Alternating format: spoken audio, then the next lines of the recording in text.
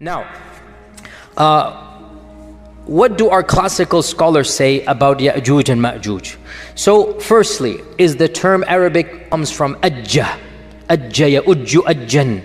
So, ajja means to kindle fire. Ajja means when the fire spurns outwards.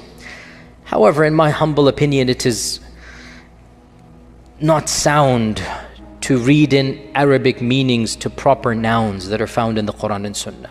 Because Arabic is a language that has come, in the time of our Prophet, it reached its pinnacle, but it wasn't around 10,000 years ago. It was another language back then. If you know the study of linguistics, if you know language, languages evolve. Languages are things that are fluid. Language never stays the same. It is something that comes and goes, and all languages are interconnected in the great family of languages, and you have these, language bundles, if you like, the Afro-Asiatic language, the Semitic and Hebrew languages, the Romance languages. You have these language bundles that are all interconnected, and interestingly enough, footnote here, they all go back to one language. There is the mother of all languages. And why are we talking about languages? Let's get back to YAJUJ and MAJUJ. So, they say that YAJUJ and MAJUJ goes to Arabic, and I say, I'm not buying it. It's a classical noun. It has very little to do with Arabic. As well, the term YAJUJ and MAJUJ is found in pre-Islamic literature, Gog and Magog. It is found, it is pre-Islamic, Gog and Magog. And it is mentioned in the Old Testament, Gog and Magog, and in the New Testament. The book of Revelations mentions the release of Gog and Magog, that Gog and Magog are going to gather for the battle. So this is in the book of Revelations, and this predates Islam. So there's references to Gog and Magog that they're going to gather for the great battle as well. So the Old Testament mentions Gog and Magog, the New Testament mentions Gog and Magog, and the Midrash mentions Gog and Magog. What is the Midrash? The Midrash is like the tafsir literature for the Jews. The Midrash is the commentary on the Torah, and it consists of legends and fables that go back many, many centuries before Islam. You have the Babylonian Midrash, you have other Midrashic texts. So the Midrash is pre-Islamic Jewish exegesis. It is tafsir literature that is ancient. It's not the Torah. It is the commentary of the Torah that the ancient sages, the rabbis, the ulama of the past, they commented on. And in the Midrash, you find some very, very interesting literature, which is not the time to go into, but there are parallels with the Quran and Sunnah, which you can, anyway, let's not go down there. So where are we? So, Midrash. The Midrash mentions Gog and Magog. What does the Midrash say? The Midrash says that there will be a forerunner to the Messiah. We talked about the concept of Messiah in Judaism, remember? You guys remember, right? And Moses Maimonides put belief in the Messiah as a part of his 13 points of Aqeedah. Is it the 11th or the 12th point? We're going to believe in the Messiah. A day will come when the Messiah will come. It is a part of Jewish literature. What I didn't tell you in that class 2 weeks ago, because it's not related, but now I should have mentioned it in hindsight, they actually, or some segments of Judaism, believe in two types of Messiah, the minor Messiah and the major Messiah. Now that we're talking about Gog and Magog, I have to bring this up. So they say that there will be a forerunner to the real Messiah. And this forerunner will defeat Israel's enemies. When they say Israel, they don't mean the country, they mean Bani Israel. Remember this, right? When the Midrash says Israel, they mean mu'mins, Muslims, i.e. Jews from their perspective. You understand? They don't mean the country. So they say that this Jewish messianic precursor, the minor Messiah, will defeat Israel's enemies, Gog and Magog, and then the real Messiah will come, and then judgment will take place, and then the righteous will be rewarded, meaning with Jannah, if that's their reward. Now, this is interesting because this is Midrashic literature, and it mentions two figures. And it mentions Gog and Magog, and it mentions Judgment Day, all in the same paragraph.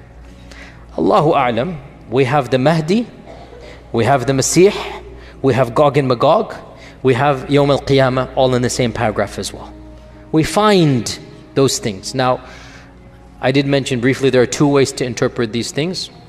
If you're a secular, agnostic, atheist, if you're a person who believes in history and not God, then you will say, look, Muslims, Jews, they are taking from one another, right? And that's the standard interpretation of modern day academics. The Great Flood is a myth that transcends all civilizations according to modern historians. As I had mentioned I think earlier, the Great Flood is a myth. I'm saying as a secular historian, it is a myth that transcends all civilizations. Every civilization believes in a Great Flood. You can analyze this and say, okay, this means it's a common folklore literature. The Old Testament has it, the Quran has it, native Indians has it, the Aborigines have it. So there is a myth of a Great Flood. Or you can flip it around 180 degrees and you can say the reason why all of these civilizations have the myth of the Great Flood is because it's not a myth, it's a fact. You can flip it around, and that's what we would do. So the fact that the Midrash mentions the pre-Messiah, Gog and Magog, the Messiah, Qiyamah, and Islam mentions it, could be the source is the same. Maybe that's why there's so much parallel between the two. So Gog and Magog is mentioned, we said, in the Quran and Sunnah. It is mentioned in the Old and New Testament. It is mentioned in Midrashic literature. How have our historians understood Gog and Magog, Ya'juj and Ma'juj? Ibn Kathir mentions, let's try to finish this up today because I don't want to go too late.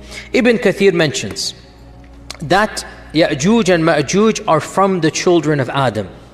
They are Bani Adam. They are not an alien species. They are flesh and blood like us.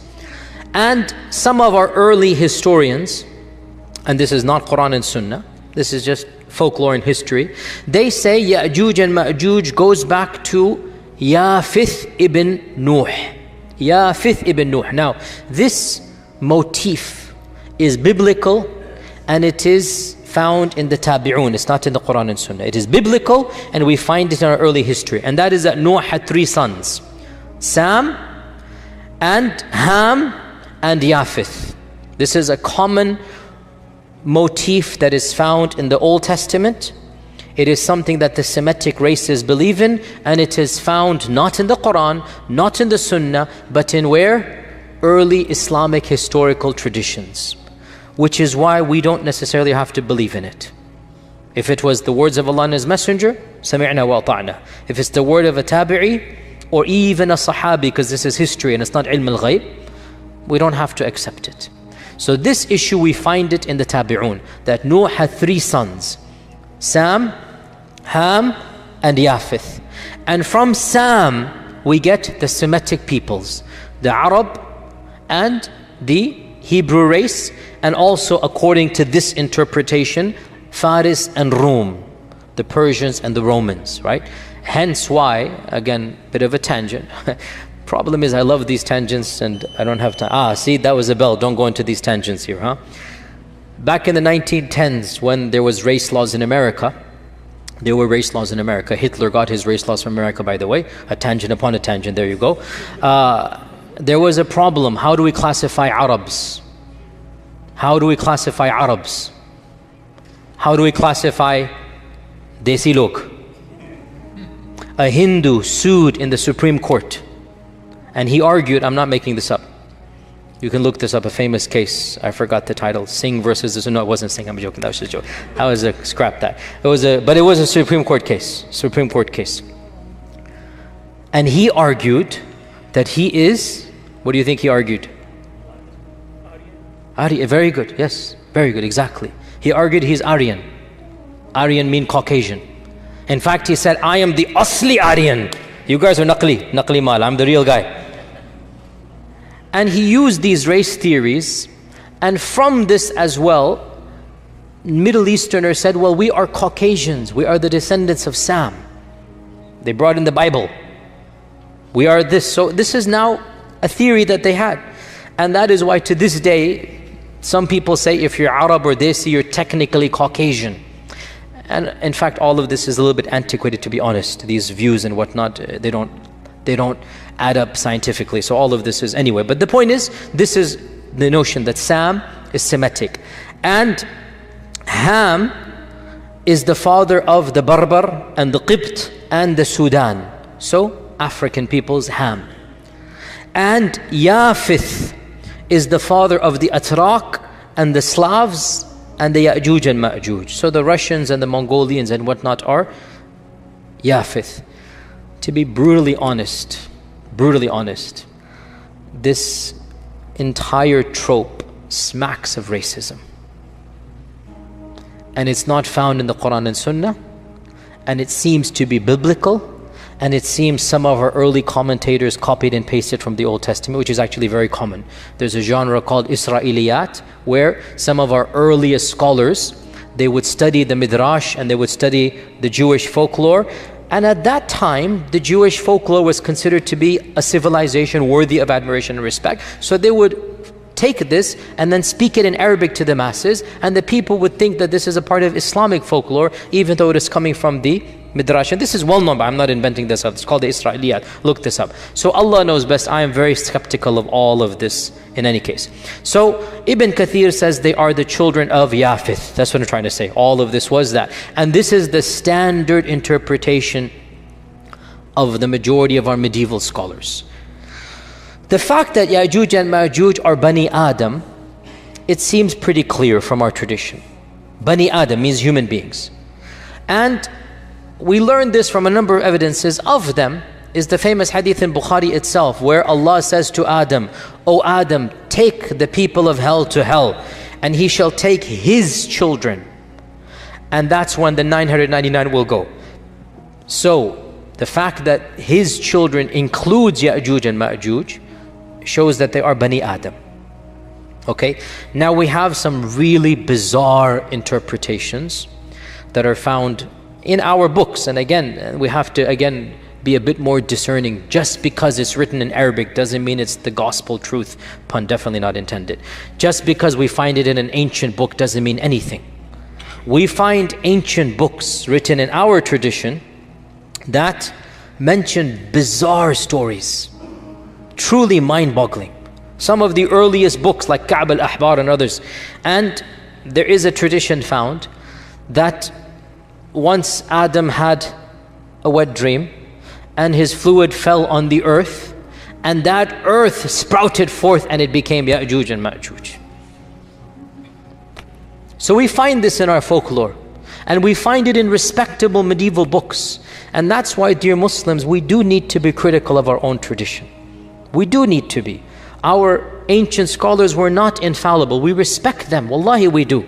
But they were people of their time and place, and we need to look at it in our time and place and be cognizant of their humanness as we are cognizant of our humanity as well. So this is also found that Ya'juj and Ma'juj are Bani Adam but not Bani Hawa. Go figure. In any case, getting back to Ya'juj and Ma'juj, time is so limited, I have so much to say. Let's see if we can summarize this.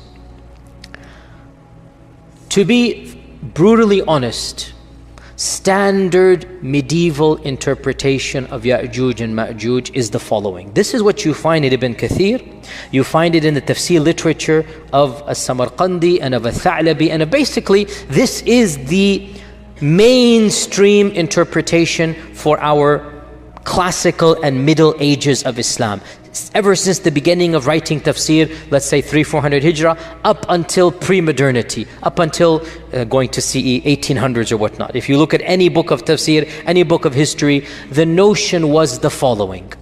Ya'juj and Ma'juj are a bizarre, exotic tribe in the nether regions of the world that have been trapped by Dhul Qarnayn thousands of years ago, and they're still trapped to this day. And quite a few medieval historians have reported that I know of a friend of mine who traveled to the end of the world and he saw with his own eyes the wall of Ya'juj and Ma'juj. We find this in respectable Islamic books. The notion that Ya'juj and Ma'juj are a living tribe, blocked to this day behind the wall that was built 4,000, 5,000 years ago. That wall miraculously is still there. People can see on the one side, and on the other side you have these savages that Allah knows how they're eating, drinking, replicating, whatnot, and they're still there for eons and eons and eons. This is the standard interpretation of our scholars of the tradition, not of the Quran and Sunnah. You understand what I'm going to get at, okay? We don't blame them. In their time frame, the world was unexplored. In their time frame, nobody traveled the world. The reason why Marco Polo became famous and Ibn Battuta became famous was because they traveled half the world. That's it. And they became world famous because they did what nobody had done. They simply went from one side of the known civilized world to the other side, and they came back. Marco Polo to Naples, to Italy, or to Sicily, wherever he was. Naples or Italy, where was he? And Ibn Battuta to Tunisia, where he was from. So people didn't travel. And folklores and legends were very common, and it was easy to believe these types of things. That there is this nether region of... And you know, if you read, by the way, even Ibn Battuta, by the way, you find bizarre fables. You find belief in mermaids, and you find weird creatures and whatnot. This is what he believed. He really believed that there are races and aliens, or not aliens, but you get my point. This is the notion of his time. Marco Polo as well, he believes these types of things. So it's not surprising that our medieval scholars believe this type of stuff. Now, obviously, dare I say, anybody who knows science and geography and modern civilization, you cannot believe that there is a tribe for 4,000 years trapped behind a wall. I mean, if you believe this, that's your position. I cannot believe it. I find this very difficult to believe. So this has led people to do multiple things. We have 20 minutes left. I have to wrap it all up now, subhanAllah. The first interpretation, which is the standard interpretation of medieval Islam, is that, okay, maybe there are places in the world that are undiscovered. Maybe there is a race of people locked up behind the Caucasus Mountains or in Mongolia or whatever, and they're still over there. And Greenland? Greenland, interesting. How would Dhul Qarnayn get to Greenland? Because he's traveling. فَأَتْبَعَ سَبَبًا. He didn't go on a ship, he walked on a road. So that kind of, it's not the Bermuda Triangle, no. But many Muslims still believe this.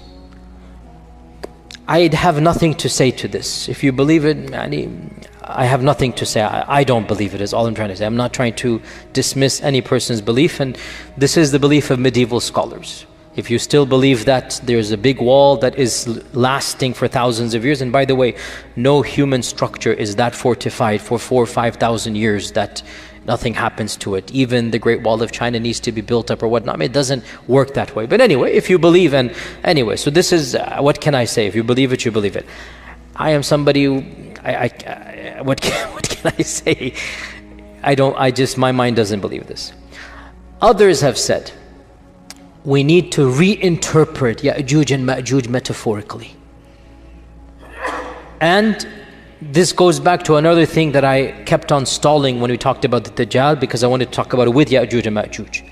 And that is this newfangled interpretation, and it is newfangled, you do not find it in pre-modernity. This is a very modern interpretation. It only begins in the 60s and whatnot, and it has now become common, very common, so much so that many famous people, many mainstream people are explicitly or implicitly saying it in this land and in some islands in the Bermudas as well. There's a famous person who is well known for this type of theory, no names mentioned, that's not my philosophy to mention names typically, where they say Dajjal and YAJUJ and MAJUJ are symbolic.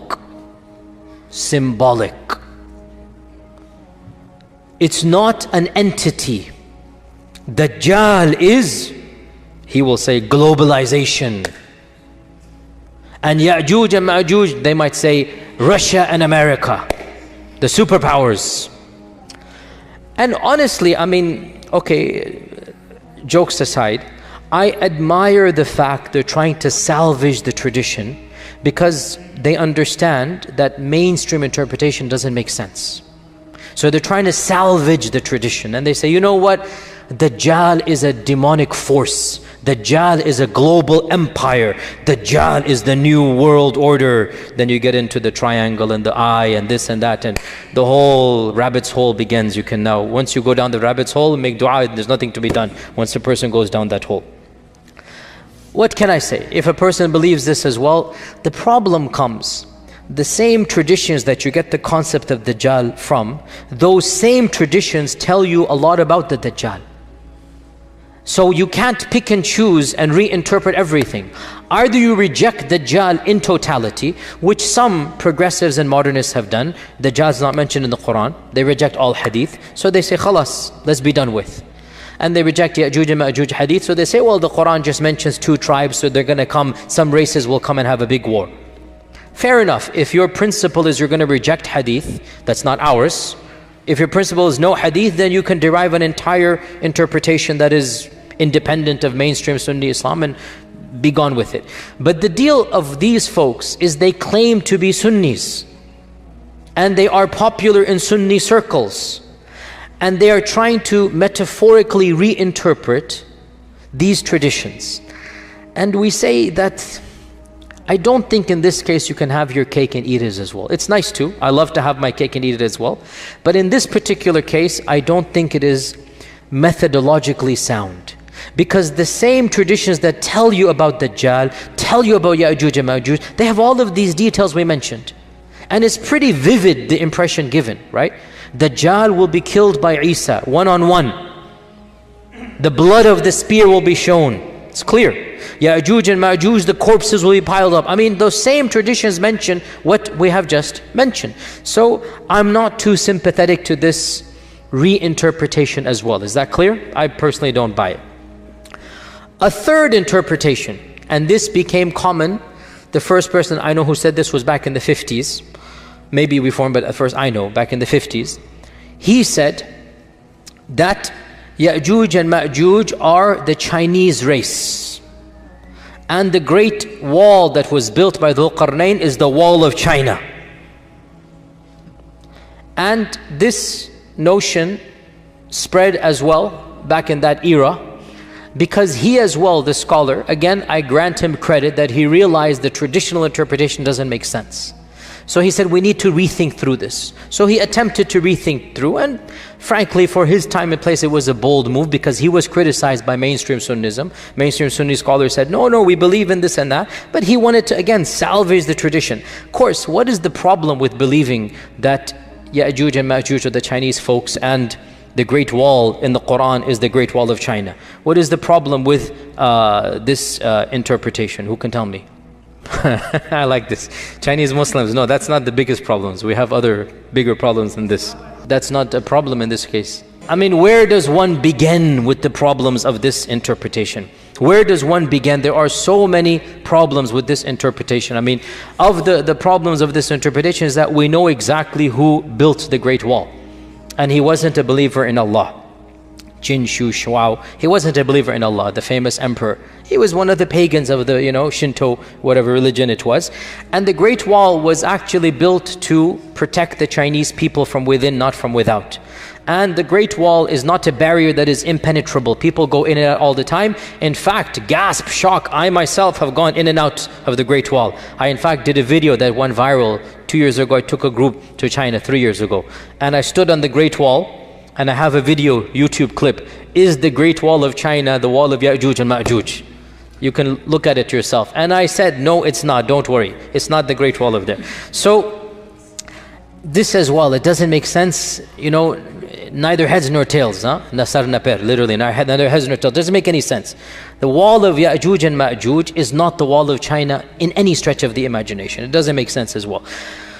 Where does this leave us? Another group of, let's finish this one second. I know I promised Q&A, let me finish this up. Another group says, and this is something that I have heard myself, some ulama say, that perhaps YAJUJ and MAJUJ are not on earth but under earth. That's why the satellites haven't discovered them. And this, again, I appreciate the salvaging, I really do. But how can human beings survive? No vegetation, no plants with the sun, no oxygen, food, drink, thousands of years. And according to these traditions, we're talking about gazillions of people. What is the answer to this conundrum of YAJUJ and MAJUJ? I will disappoint you by saying there is no clear-cut answer. But wallahi, to struggle with the truth and to admit the struggle is a safer position than to invent something that is far-fetched and then pretend that it is answering the problems. I don't have a solution to YAJUJ and MAJUJ. I am personally skeptical, maybe because of my own upbringing and my own, I mean, I have a degree in engineering. I understand mathematics and chemistry and geology, and I just find it. Now, you can quote back, Allah ala kulli shayin qadir. And I say, indeed, Allah ala kulli shayin qadir. But are we obliged to believe that Ya'juj and Ma'juj are billions of people under the earth? This is my point. If the text told us explicitly, sami'na wa ata'na. But when the texts don't tell us this, can we rethink through and say this? So I conclude with two opinions. The first of which is plausible, the second of which is even embarrassing to mention, but I will mention it. As for the plausible one, Allah knows best. Perhaps, this notion of a living tribe of Ya'juj and Ma'juj is not correct. Because if you look at all of the traditions, there is only one tradition that is in Tirmidhi with one isnad that mentions the Ya'juj and Ma'juj are daily digging. And every single day they're told to go back. All the other traditions don't mention a living Ya'juj and Ma'juj. As for the hadith in Bukhari that the wall has been opened, that could be a wall. It could be, in this case, see to what level of metaphor is allowed? Ijtihadi. If it were to be said, a wall has been opened is a metaphor that indeed Ya'juj and Ma'juj is now closer to you. Personally, I don't see this as that much of a stretch than to interpret all the hadith to mean Ya'juj and Ma'juj are symbolic in nature. But again, it's ijtihadi. The only tradition that mentions Ya'juj and Ma'juj are alive right now, and they are digging through every single day, is a solitary narration in Tirmidhi and also in other books, but the same isnad. And I did my research for this because this is problematic, and I have to say I was relieved to find classical scholars, some of them did problematize this hadith. Ibn Kathir amongst them, who said that this tradition seems to be it's an illah or a hidden defect, that it is not from the Prophet ﷺ. It might be coming from the Israeliyat, because Abu Huraira also studied with Ka'b al-Ahbar. Ka'b al-Ahbar was the son of a rabbi, and he would narrate Israeliyat, and Abu Huraira would listen to him and narrate, and one of the students of Abu Huraira assumed it to be from the Prophet ﷺ. This is Ibn Kathir saying this, not me. So he said, perhaps this is from the Israeliyat. And this is what I firmly believe, simply because it is highly problematic to posit that there are billions of people somewhere in today's world clawing away. So the first interpretation, which is posited by a group of people, let's just leave it like that. A very wise person once said, let's just leave it like that. The first interpretation is that Ya'juj and Ma'juj are a group of people that will come towards the end of times. And they will wreak havoc and do this and that. So we get ourselves out of the problem of them being alive right now. And as for the wall of Dhul Qarnayn, there was maybe their biological ancestors, maybe some other tribe that had those characteristics, and they were trapped by Dhul Qarnayn. That did happen. But we don't have to affirm that they are still trapped 5,000 years later. Rather, maybe their descendants, maybe people similar to them, so they are called Ya'juj and Ma'juj, are them. This is the first interpretation. And I am very sympathetic to it, and it seems, and it solves many of our problems. There is another interpretation which I hesitate to even verbalize. And I will tell you honestly, this is not mine. I will honestly tell you, this is something that I am involved in many discussions of this nature with many people and whatnot. And one of my scholarly friends, in a private conversation, so he will not allow me to mention his name, but I am telling you something that don't believe it's coming from me. Okay? You guys ready? Ready? Okay. Don't ascribe this to me, please. Who is it not from? Good. No, from my friend it is from him. Not from Don't do a double negative on me. So we were talking with a group of ulama, a group of students of knowledge, whatnot, call them whatever you will, and we're talking about this problematizing. It is a problem. Wallahi, it's a problem for any rational mind. What are you going to do with Ya'juj and Ma'juj? It's not an easy thing to come around. And even he was hesitant, but he brought it up. He said, Let's look at these traditions again. We see that first and foremost, Ya'juj and Ma'juj seem to be human but not human. You see where this is heading. And they seem to be a race of people that cannot be fought. And they seem to be doing things that are bizarre, drinking up all of this water. That's not, humans can't do that. Mentally, they don't seem to be 100% there when they think they can kill the people of the heavens. This isn't normal. This isn't rational. The regular human beings alive, the followers of Isa, are so terrified of this group that they don't even want to see them. They're fleeing away from them. They will not fight them. The hadith mentions they will not be able to be fought. لا يدان أحد من قتالهم. And he mentions, if you look at the popular imagination of our times, you find a genre of literature and horror movies. You see where this is heading. And he mentions the word. And my jaw just dropped and I laughed. I said, are you serious? He goes, hear me out, hear me out. Don't call them that word. For those who don't know the word, maybe the youngers can tell them later on. Don't call them that word.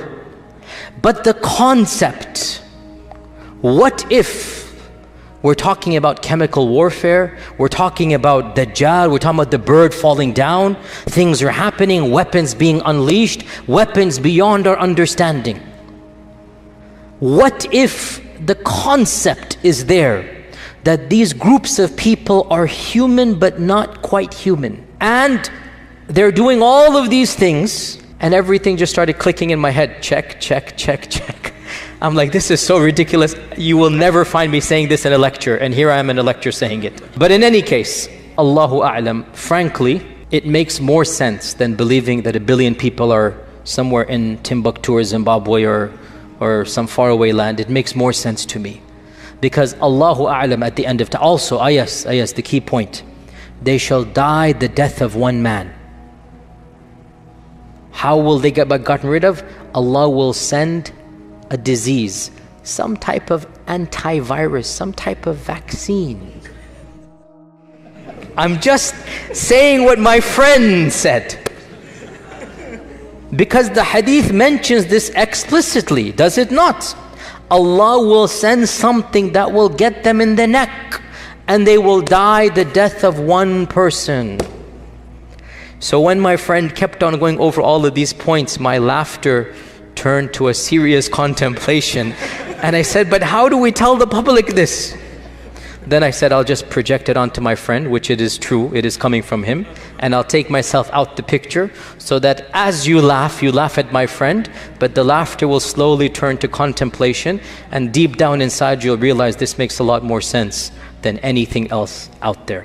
So we conclude by stating that Ya'juj and Ma'juj are a reality. We believe in them because the Quran mentions it.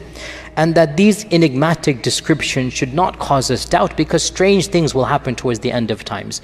Don't base the validity of Islam on trying to understand Ya'juj and Ma'juj.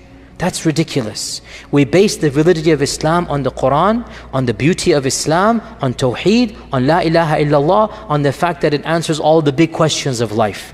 Islam comes with some things that may be beyond our comprehension, such as Ya'juj and Ma'juj. We just have to sami'na wa ata'na. And when it happens, all of these hadith will fit into place, and we will see, oh, I get it. That's what was being referenced here. So in the end, Allah Azza wa Jal knows best. I promised you guys Q&A. Let's open the floor for some very specific questions. Yes, Bismillah. I agree with you that it doesn't make sense that the Great Wall is the Dhul Qarnayn. 100% agreed. Yeah. West and the East. ثم أتبع سببا. Maybe the North Pole. So where's Ya'juj and Ma'juj? Under the ice of the North Pole, but then the cap is melting. So as they melt, maybe this is how Ya'juj and Ma'juj are talking about. Global warming is the problem. See, it all comes back to this. Sisters, very quickly, hurry up. Yes, Bismillah. Very good, excellent point. The Quran mentions the wall, and the Prophet mentioned this thing.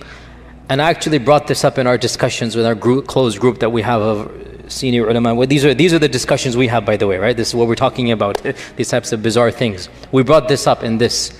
And this brother's response, everything projected onto him, I'm scot-free.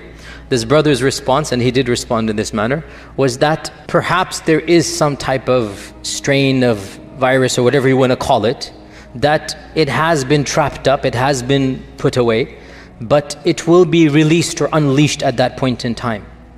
And so this is the breaking of that wall, that it will affect a lot of people. Allahu A'lam. Leave it at that. Back to the brothers, yes. What's the significance of external enemy? Because the third request was, oh Allah, let not my ummah fight amongst itself. And Allah said, I'm not going to give you that. So the second was external, the third was internal. And that wasn't given. Final question of the sisters. Sisters going once, going twice. Yes, Bismillah, go ahead. And final question. Why can't our scholars say these are ayat of mutashabihat? So the ayat of mutashabihat, they have a meaning that is understood and they have a meaning that is not understood. We're dealing with the part that is understood. What do we do? Now, if you want to stop at this and say, I don't want to go beyond this, that's good for you. But what do you do to our 25-year-old college kid who comes and he keeps on saying, what do we do about this? Do we believe in these fairy tales? This is mythology. Would you believe this? What do we do to that young mind? If we tell him, you shut up and don't ask questions, we turn him away. What I'm trying to do is to save the iman of that generation. Alhamdulillah, most of us elders, we have no worries. Alhamdulillah, we're not worried about these things. Whether we understand or don't understand, we know Islam is true. We know Islam to be true. Our younger generation doesn't have that level of iman in the first place. So when these issues come, their iman is not strong enough to overcome. So they say, we're going to reject Islam. So I would rather present an alternative that is somewhat palatable, and they can then accept it rather than they reject Islam. Is that clear? Inshallah, with this we conclude and we'll continue next week, inshallah.